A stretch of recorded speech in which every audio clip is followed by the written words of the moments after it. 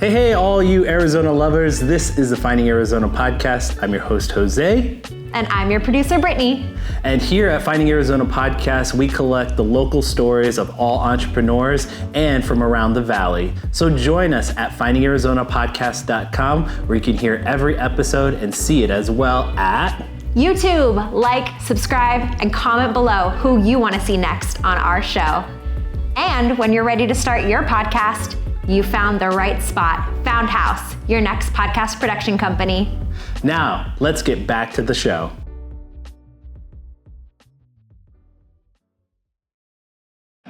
Score big with SeatGeek. Whether it's concerts, sports, or live events, SeatGeek has you covered. Use code FindingArizona to get a fantastic $20 discount on your SeatGeek tickets. Catch your favorite live events hassle-free with extra savings. Visit SeatGeek.com and make every experience unforgettable.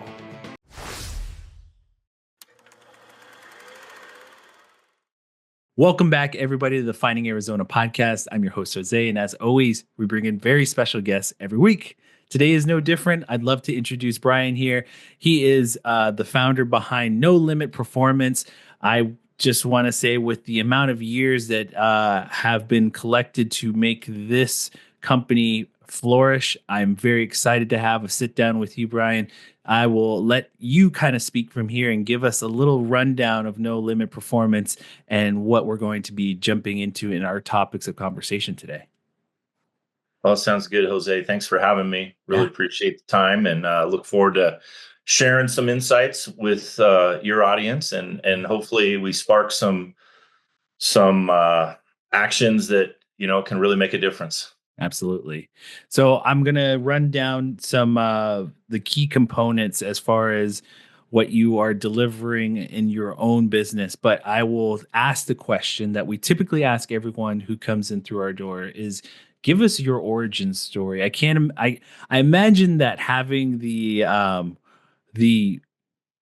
history that you've had to just kind of go and collect all of these kind of peak performance abilities.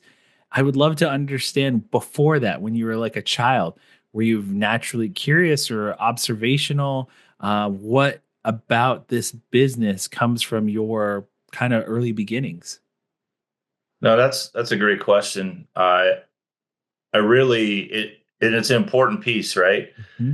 So for me, I grew up in a suburb of Tacoma, Washington. Okay. And my parents divorced. It was an ugly divorce. Had a single mom that had never worked before, and so she went back to college or went back to school, to learn a trade, and then so she was working full time and then trying to be a mom to myself and my sister. And so how this all came about is really it started with when I went to high school. It was a very large high school. And I'd had some friends in junior high that were talking about, hey, maybe it'd be cool to go to, go to college, right? Mm-hmm. And so my mom heard me talking about it and she said, listen, I got to tell you, we don't have any money to send you to college. Yeah. So if you're going to go to college, you're going to have to get a sports scholarship or an academic scholarship, or you're going to have to figure it out. Yeah. And that really was the start of me saying, oh, okay. Well, I guess that's what I'm going to do then, right? Yeah. I didn't know how I was going to do it. I mean, I was a basketball player and I loved playing basketball. But now what happened is by her doing that, it made me hyper-focus on developing a plan and setting goals as a young person to achieve that. Oh, for sure. And so I was looking for, mentors that could help me. I was looking for books that I could read. I mean, I was crazy. I mean, I even got subscriptions. I found out what were the magazines that the coaches would subscribe to. And I got those coaches magazines and I would read that stuff and try and self-apply it. And so it was really the start of really understanding what happens when you've got a big enough why and a clear vision and goal for yourself to move ahead. I ended up getting a scholarship. I had multiple scholarship offers for basketball, but I also was able to get academic scholarships and even won a community service scholarship for outstanding community service when I started with a teacher. He helped me and another student of mine, or friend of mine, that Mhm. we started a fatherless boys program. So Yeah. anyway, it started there. Um, I I went to college, and the crazy thing was is sometimes things happen that can really be major influences in your life. And Yeah. so the opening day of our college, they had a guest speaker named W. Clement Stone, Okay. who's written. He's one of the founders of kind of the positive attitude, positive mental attitude movement and personal development. Yeah. So he was our speaker, and he gave every freshman in the class one of his books. And I read the book, and it kind of put me on the path where I never stopped trying to figure out, um, how can I find my best, Mhm. right? And Mhm. how can you help then eventually, then how can you help others find their best, Sure. right? Yeah. And maybe even a level that they never even thought was possible, which is usually the way it is, right? And so that's kind of how it all started for me. That's awesome. So yeah, I'll definitely admit we have similar backgrounds. I mean, my parents were met in the military, and when I came around, I think my mother kind of saw that, he really does enjoy school and he loves learning, and he is very curious and kind of academic. And so for her, she kind of recognized and pinpoint a direction towards college. She tried her best to work, long hours, and same thing with my father. But at the same time, they recognize too that, like, hey, if you want to go to a really, really good school, we have to figure something out together as far as how you want to do it, because I don't think that you'll be able to rely just on us helping you or supporting you through that. So, we made decisions as a family to help support not only each other as far as a family dynamic, but also help me move into a world of academia and going to college and what that looks like as far as where I'm going to go or how, what I'm going to study and things like that.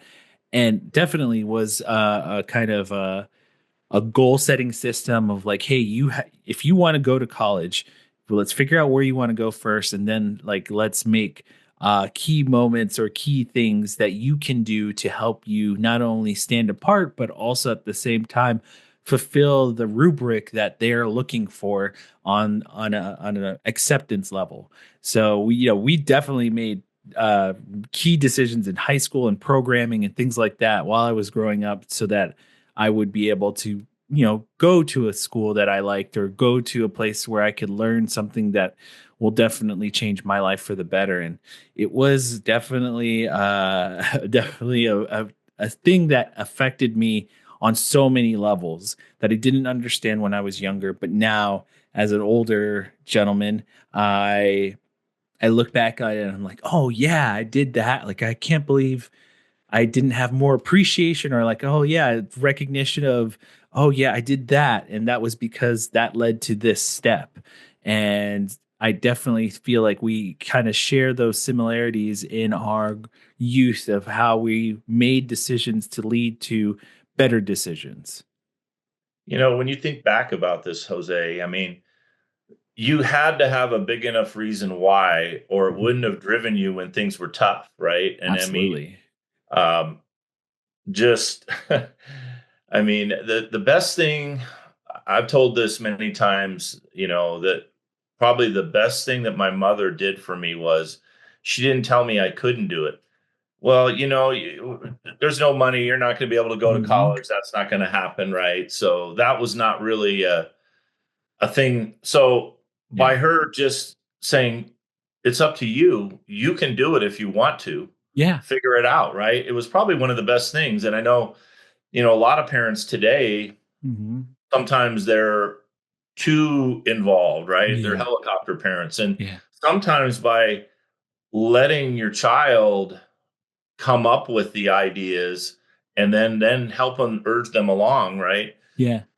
You can find things that you probably never thought was even part of, Yeah. your makeup. Well, I think that's the where the saying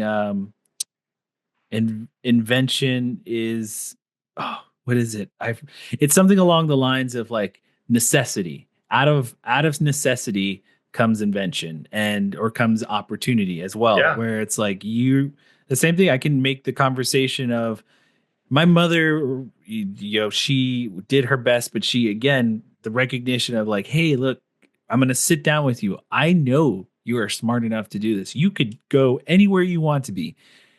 The fact of the matter is that we want to give you at least the recognition of like, hey, it's gonna be a journey, a longer one, and we have to make decisions on everything will lead up to this goal. And if you don't want to do it, that's completely fine. But I guarantee you'll get a better outcome if you try and you really, really put your whole self in that journey. So she really did have the same kind of sit down with me. And we're like, hey, you can do this, but it is not going to be something that is like easy peasy. It is going to take work. It is going to take a long time, and you're going to feel challenged in all these different. Because she also said to me, "Hey, neither one, your mom or dad, never went to a higher university. How can we help you if we don't know the answers? I'll help you through it, and we will go through it together. But I can't guarantee you all these things because I don't even know." So it's kind of incredible because she not only did that, where she kind of followed with me after I graduated and then went into the secondary education, my master's program.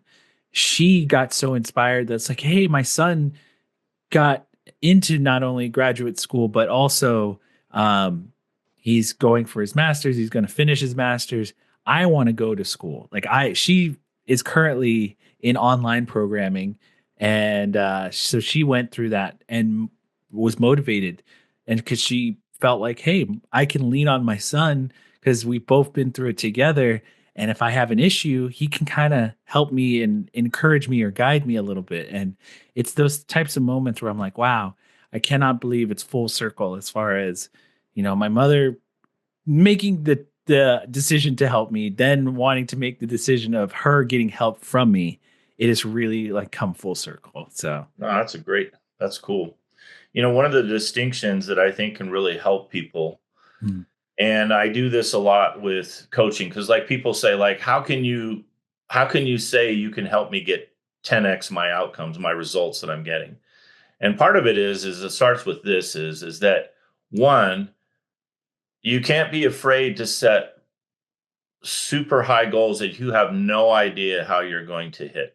mhm, So I encourage people, set goals you have no idea how you're going to hit, mhm. and then set a Genesis deadline, which is basically faster than you ever thought was possible. But Yes. then realize this: you're not the person that could do that, or you already would have done it. Yeah. So Yeah. Yeah. now the trick is, what kinds of things do I need to learn?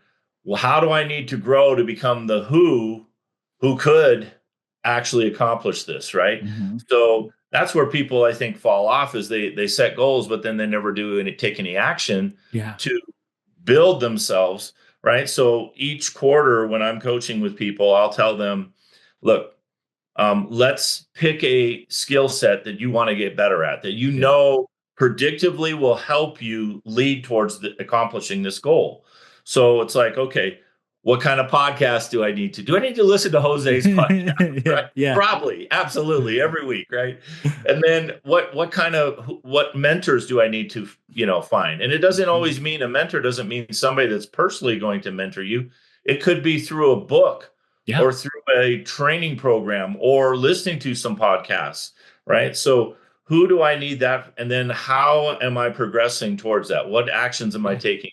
And then what happens is you put the what's called the compound effect into it's a it's basically the little things that you do on a daily basis eventually lead to your destiny, right? So it's either Absolutely. going to be lead you forward towards that super high goal or you're going to go down. It's kind of like if you ever watch that documentary called Super Size Me, where the guy Yeah. tried to eat McDonald's every day and Yeah. almost died like Yeah. 20 days in. So it's the same kind of thing. It can work for you or it can work against you.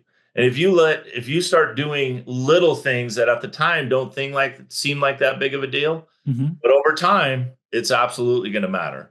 And so Absolutely. that's kind of how one of the ways that I approach things with people and Yeah. help them actually open up their mind to what's possible. Yeah. And most people, if you told them, like maybe even when you were younger and somebody said, okay, you're going to be able to go and get your master's degree, Jose. And when you were young, you're like, really? I don't Yeah. think so. Yeah. Right? That's Yeah. impossible. So one of the best questions, it's called a disruptive question, is that I love to ask either myself or have other people ask themselves, this is only impossible unless I do what? I love that. And then you start opening your brain up to what is possible. And you start thinking about, wow, you break it down and go, you know what? This absolutely is possible if Yeah. I put the action, the time, the effort, et cetera, right? Yeah. So that's just a little tidbit of kind of how I help people start to open up their mind to what's possible for Yeah. themselves. Well, that would lead me back to kind of your early beginnings and early starts into your career. Was this the process for you before No Limits was actually in existence? Was this the process that you kind of led into your life to build your own success and that approach of like, oh, this is only impossible if I do this? And what was that early beginnings in your your own performance to lay it on thick for yourself in that early start? Because for me, one of the questions that I like to ask our entrepreneurs is, where was that aha moment for you that said, "Oh, I have a something here. I have a business or an idea that is going to grow into something right now in this particular field." So it started out with sports, right? I was really intrigued, the mental side, right? Sure. Yeah. And back when I was playing basketball in college, that wasn't really a thing. Yeah. There was very little talked about. Nobody had a quote sports psychologist or mental Yeah. coach, Yeah. right? And so, and the coaching, and a lot of leadership was command style, right? Yeah. Jose, you're going to do it because I said you're going to do it, Hmm. right? Hmm. Yep. And so I started looking for ways to find distinctions that could help me get better, right? Yeah. How could I accelerate, if I'm taking 22 credit hours in school and I'm working a part-time job because I have no money and I'm playing basketball, how am I going to do this, right? Yeah. And so you got to find efficiencies, right? So I really started this growth mindset where I never stopped looking and learning. And I Yeah. mean, it's never stopped my whole life, but it started with sports. Hmm. And when you ask about the aha moment, there was definitely a couple of things that happened. Just to give you just kind of a little snippet, like when I was a freshman, I would listen to this really, pump up kind of music, in getting ready for a game, and I'd be burned out by halftime Yeah. because I used up all my energy, right? And then my last year in college, I'm listening to jazz.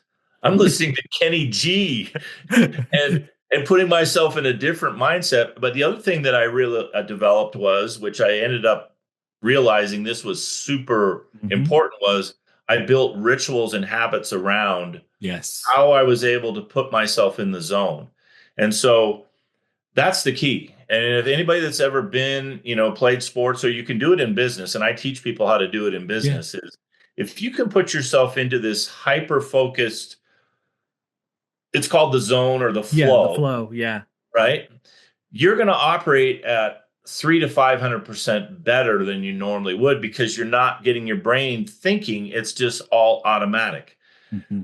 And so, um, I was able to kind of figure that piece out to where my last year in college was incredible.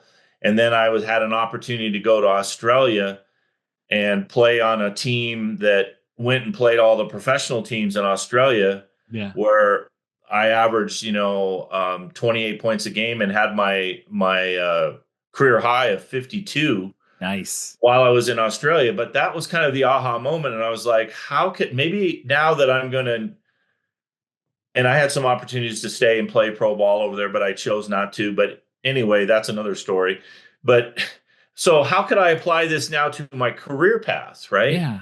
Yeah. And so then that's how it started getting me excited and that's why I was really drawn to this area called performance psychology, Mm, because performance psychology is started out really kind of in the sports psychology realm, but then they yeah. were like, how can we apply some of those same fundamentals to the business world and Yeah. help organizations and individuals, you know, play Re- or perform at a higher level than they ever thought was possible. So yeah. that's kind of how it all started. And so That's I great. had one mentor named Dr. James Lohr. He's retired now, but he was kind of the OG of the performance psychology Nice. area. Yeah.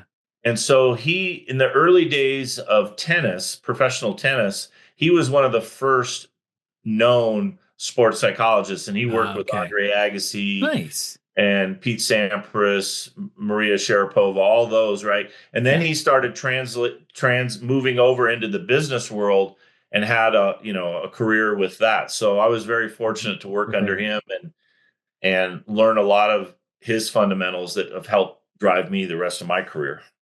One of the things that you're bringing up and the fact of the flow state, and I was just like, it's so incredible that you bring this up because I was just thinking about this the other day. As far as it's so incredible where the mind can take you, or just bring and develop on its own, where you're just like you're not aware, but it is definitely working and doing so many things at different sizes and scales.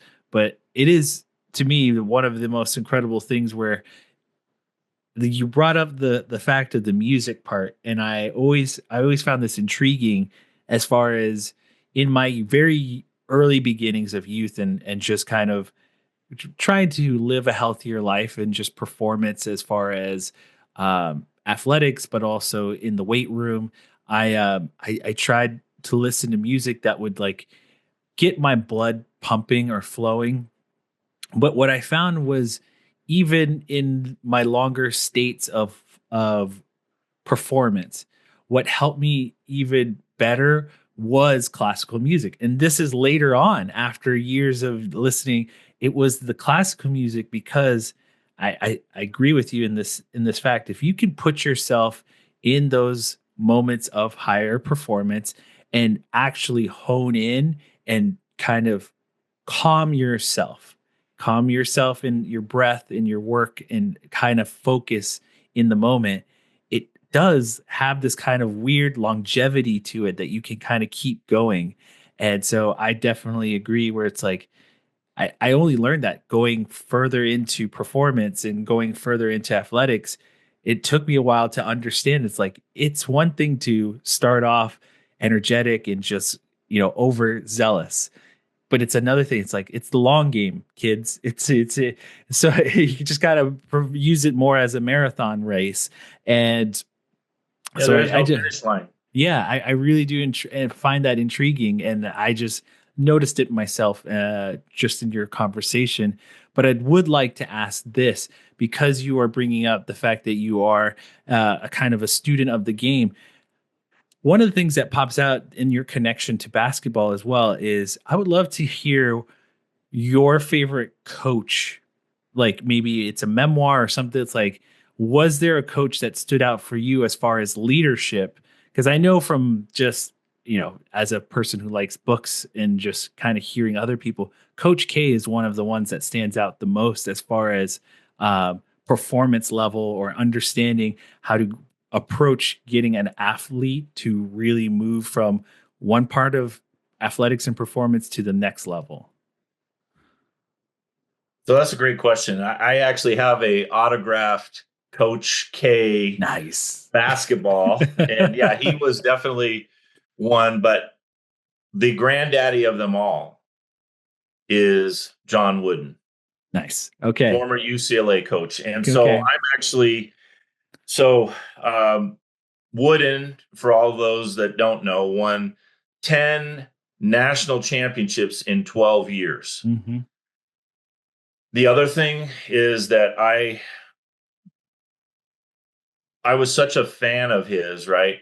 I searched out and I was able to partner with a guy who worked with Wooden for 12 years Wow.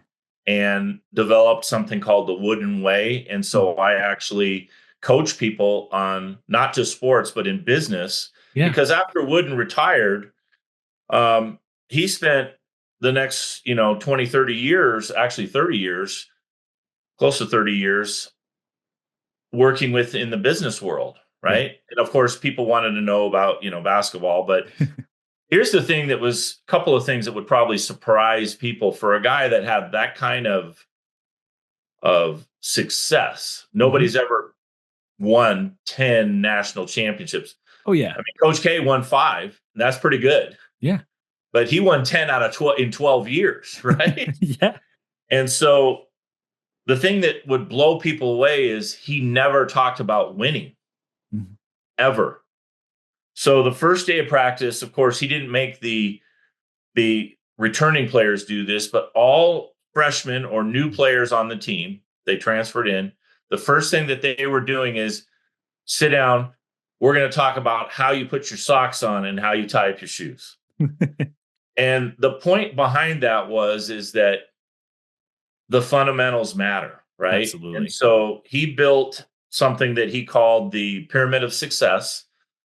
And so what was very interesting about that is his philosophy behind helping his teams and players find their best was by helping them build their own character traits. Mm-hmm. And so that also is a philosophy that the guy that I mentioned before, Dr. James Lohr, had, and he's written a couple books on leadership that goes behind, if you build your character traits, you will become a more effective, either performer, leader, whatever. And so Wooden, without a doubt, is, and so like if you look on my website on the very first page, I have a quote from John Wooden: "Make every day your masterpiece." Beautiful. And I love that, right? Yeah. Don't waste any time. Make every day your masterpiece. I love that. Yeah. That is definitely the one that stands out as far as, it really does go back to like those types of things of we all come from somewhere, or we all are stemming from our childhood or where we grow. Those fundamentals, those little elements are so important to everyday life, how you approach life, how you take in a situation. I mean, I could go as far as from my own kind of career. One of my coaches, and it was cross country and track. He was very big on visualization. If you can go back, if you can like close your eyes, see the track and memorize it to the point of like, where your best turn is, or when to turn on, go faster, when to you can ease up, like all of those things. And this goes into, I've seen it in racing, the visualization part, every part of different sports. But what he liked to remind us was that it one part is visualization. It is another part that you have to have all of the rudiments of what is the best way to start, the best way to pace, and the best way to finish. If you don't have those fundamentals, your visualization is tainted. So you have to really try your best to make sure that every bit of your performance is everything that you've learned and put together all in this cohesive kind of story. And he was very much a big part of, how I approach life today, because it was a big key component of like success in not only my athletics, but also in my school career, and then moving into my career as a worker. And so I definitely do understand that element of like those fundamentals are important. And the fact that you brought up the masterpiece every day, it's like it's what we all strive for. We all want the best that we can provide for our families. We want all the best that we can provide for ourselves, and we want that beauty in our lives. So I love that that's something that you really advocate for, and I think that is something great. I will now kind of lead our conversation into the weeds of your career, and I love hearing about it because to me, there's nothing better than to hear from you, the actual entrepreneur, of like, can you give us a little bit of your breakdown of your journey or like your week or something like that, where it's like the one thing that I would love to hear from your aspect is your routines that you've kind of negotiated into your everyday life as far as a weekly habit or something like that. I know from myself, I am I know my failties, which is kind of organization and mapping out my calendar. So what I do typically is I spend one day, typically Monday or Sunday, really mapping out my week and making sure that I'm on the same page as my wife and really starting to like, okay, I have my whole world kind of organized in my head. And then this week, now I can perform the tasks at hand that really help me, stay ahead of those things that are going to be coming up throughout the week. So I'd love to hear your approach, Brian. So you you need to lead from the front when you're trying to help people lead a high performance life, right? Yeah. And so you're absolutely right. So there's a couple of things that I'll throw out that might be things that people in your audience could pick up on and do. I won't go too far into it, but one of them's called that you mentioned. What kind of habits and rituals have you set up, right? Mhm. So there's two super important. They're called the bookends, right? And the bookends are, what do I do first thing in the morning that Yeah. sets myself up for success? And then what is my bookend at the end of the day, right? So I have one when I'm shutting down the business part of it. And then I also have one kind of to get ready for bed, right? Yeah. Yeah. So those things need to be habits and they can change, right? They need to be rituals because I don't have to think about it, right? And I do a lot of work with leaders, whether they're existing leaders or, high performers that are being groomed to become a leader, right? And so high potentials, but that has to be a key for that. I don't have to think about it. And so I also do a lot of work with sales teams. And I have salespeople that I coach that they lay their clothes out like a little kid, like their mom would do right Yeah. before they go to school, you know, and they do that so they don't have to think about it. Yeah. And so it's an automatic thing that I'm going to do in the morning. Now, you had mentioned the visualization piece. Um, I have one of the guys on my team is a former special forces guy named John Cloughan.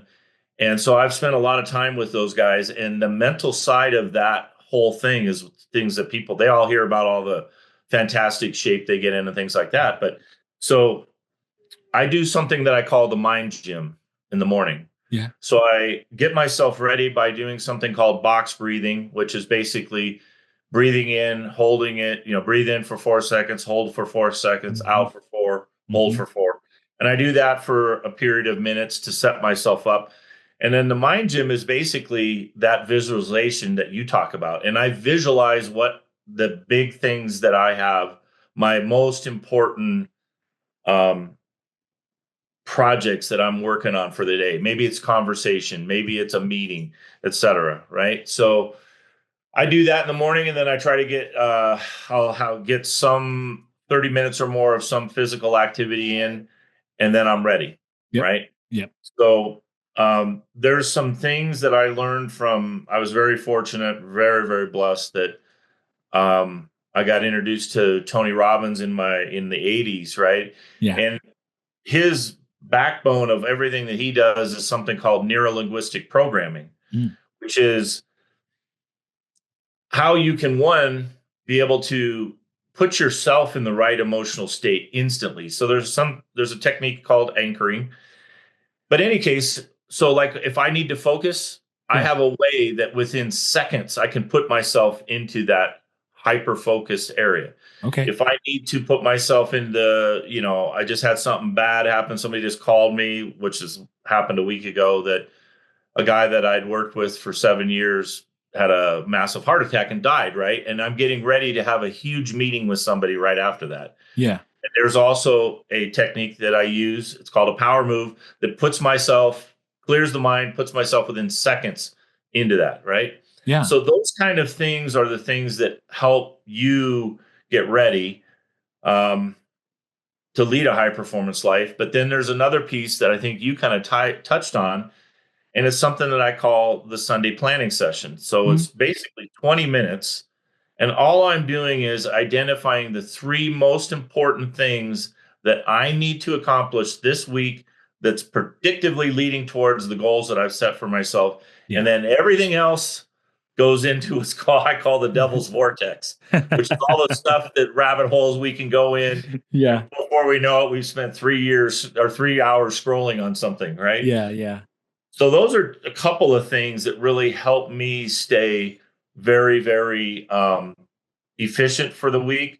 Mhm. I mean, I do travel a lot. So I go see clients in different areas. So like, next week, fortunately, it's going to be working with a client in Phoenix. Yeah. The week after that, I'm going to be going up to Tacoma, Washington. So I do Beautiful. travel a lot. So when you're traveling, you really have to be really efficient. Yeah, absolutely. I think I think if you're not, you kind of feel the other passengers weary and worry and just them hyper focused on you because you're not ready and you're not a part of the whole what is it, the kind of coordination and rigmarole that comes to traveling on an airplane, or like, if you're not ready for the inline security stuff, you're just like holding up the line behind you and you feel those eyes right on you and you're just like, this is not Well, that this and is then the plane doesn't always go when it's supposed to, and yeah. you gotta be ready to flex, right? But those things, Absolutely. the bookends, morning and night, the Hmm. Sunday planning session, having some techniques that can help you In put critical you moments. back because things happen, right? Life Yeah. happens, and it's how quickly can I put myself back into that ideal emotional state that will allow me to operate, at a peak level. Yeah. Is there I guess for me, because I really do enjoy hearing it from other resources, and is there a book or something that you read recently that you are encouraging others to go check out, or just kind of it piqued your interest? Or is there, because it seems like we're documentary guys too, is there a documentary out that you watched recently that was really cool to, like, from a perspective of performance element? Because I know I can guarantee you, those listening out there, please go check out the the basketball Olympics, the gold documentary from this last upcoming year from Paris. That was I felt like was a great documentary to watch. So I do read a lot, right? And it's kind of boring because 99% of it is nonfiction, right? That's totally fine. I do whatever you have. I always take it, and I'm like, I want to hear it because I don't know what I don't know, and I love hearing what people are reading and what they enjoy and what piques their interest. So I do read a lot of stuff from, I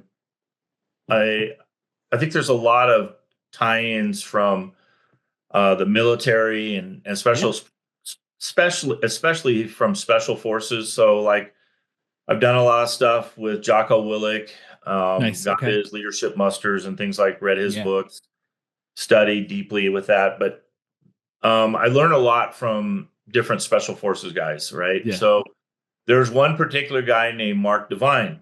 And so this is a book that he just came out with. Oh, nice. I don't know if you can Okay, see it or not here. Uh, uncommon. Okay, Called Uncommon. And Mark Devine is the guy who taught me about the mind gym okay, and nice. Okay, visualization. And so when you look at the difference between, so in the Navy SEALs, and he was a former Navy SEAL, There's once you become a SEAL, there are different teams Yeah. and they place people based on who's the top, right? And the top team was always SEAL Team 6, which is now called DevGru. And the difference was when I was talking to him about what was the difference between, say, like SEAL Team 3 and 6. And he said, look, all of these guys have the ability to flip the switch and go into the zone or the flow Hmm. instantly, right? But the guys on SEAL Team 6 not only can do that, but they intuitively know what the guy next to them is going to do before they do it. Yeah. Now that's almost like, folklore from, Native American or something. What do you mean, right? You Yeah. know what he's going to do before he does it. Yeah, well, and that's kind of a next level thing. But anyway, so I'm a big fan of Mark Devine's um, Simple Principles. It's called Uncommon Simple Principles for an Extraordinary Life. I love that. I love that. Awesome. I really do enjoy those kind of like that was going to be one of my questions is where are the components or traits that kind of deliver from good leadership to great leadership. And I think we've kind of discussed some of those components, but the fact that you can go to a resource and it will give you key elements too that you can understand and that'll help you, like the mind gym. It is So, absolutely important. so the thing with leadership that you brought up, or anybody, right? I talk about, right, is there was a famous book by Jim Collins, Good to Great, Yeah. right? Yeah. And a lot of fabulous stuff in all of his books. But what I go is, okay, look, there's a very small, that's the thing people don't realize, right? Mhm. It may take a little more work to go from average, like good to great. But the difference is if you're willing to do it and do the things that most people aren't willing to do, Mm. you can go from great to unstoppable. And Yes. that's the next level, right? And it's really just having a mindset that you're a lifelong learner. There is no finish line, Mhm. right? And that makes what life fun. And what Yeah. I love hearing is when I'm working with people and they're like, I'm passing this down to my kids, I'm going to help them, right? And that's what I love hearing, right? Mm. So for me, my I guess my enjoyment and my feeling of satisfaction comes from seeing others have breakthroughs and do things at levels that they never thought were possible, right? Yeah, absolutely. To see them go beyond what they had considered for themselves, So it is I'll tell really, you really one great. one real quick snippet that will hopefully catch people in the business world, right's Sure. attention is that so before I started No Limit, um, I worked in the corporate world and I worked for a Fortune 500 publicly traded company. Okay. And so I spent about 7.5 years with them before I started No Limit. And I walked into a situation where I took over a sales team as a director of sales. Mhm. Um, they had an 87% turnover rate, which I didn't know about when I started, right? It was very dysfunctional. Yeah. They had four sales reps. They actually had six, but two of them left as soon as I got hired. Right. Yeah. And and in 7 years, I was able to change that 87% turnover rate to less than five and 20x they That's went from awesome. 3 million to 65 million. Also more than almost, you know, two times the net profit as well. But the Yeah. biggest thing about that, and went from 4 reps to 26 reps. And there's a whole, about how to hire and those kinds of things that I get involved in. But that was a big part of it but watching those four people that had been there for 15 or 20 years with the company and watching them all 5 to 10x their results and completely transform their families, incomes, et cetera, that was Yeah. what was really exciting for me is watching the growth that those, all those that I had the pleasure to lead, Hmm. have. Yeah. So those kinds of principles of building teams and being an effective leader, there's a lot to it, right? Yeah, absolutely. The I think, biggest thing that go either ahead. goes up or down for a company is the leadership, right? They're going to either lead them up or down. Yeah. It's that component of like their success is a reflection on what you provided for them as a leader, and to have a connection where it's like, yeah, I enjoy seeing their performance go up along with what their outcome comes up as well too. So having that opportunity to see them grow and develop and get the things, better things from that and success from that, it is a good feeling. I feel the same thing when people finish an episode with us and they are like, hey, someone came to me and was like, I listened to the episode, great stuff, and I wanted to let you know, Jose, it was really great, and I was so happy with the outcome. And so for me, it's like having those moments, or if someone's like, "Hey, someone bought something or worked with me," it's always a great feeling, because again, it's not really about me; it's about their story. I just was a facilitator and conduit for the person who found them that wanted to work with them. And that kind of leads me to, for you, the future of No Limit Performance and just kind of goal setting. And because I know that that's definitely something, an element that we should all strive for, to keep getting better and to set some goals for ourselves in our business. So I'd love to give our audience an opportunity to hear from you, Brian, what the hope is for No Limit. So my current niche is a lot in the construction world, and it's Okay. not just general contractors and subs and different people that are, but also manufacturers that Mhm. manufacture products, and also even software companies that play in that marketplace, right? But so I've got three different areas. Business is obviously the big one, right? Mhm. I Yeah. also work in education with schools and educational related systems or academies, that kind of thing. And then with sports still. I Yeah. still Yeah. do things with golfers and tennis players are probably the two biggest one. Okay.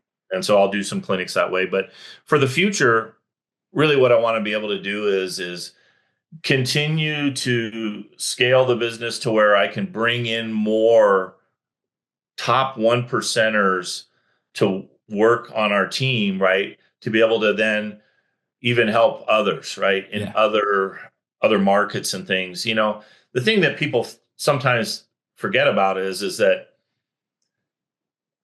the fundamentals of success are the same. Mhm. So it doesn't matter whether you're a car dealership or you're have some kind of retail store. The fundamentals are the same, right? And applying them how to each different marketplace is, that's the magic formula. So it's not really, Yeah. one place, but being able to, I guess, expand into some other markets, right?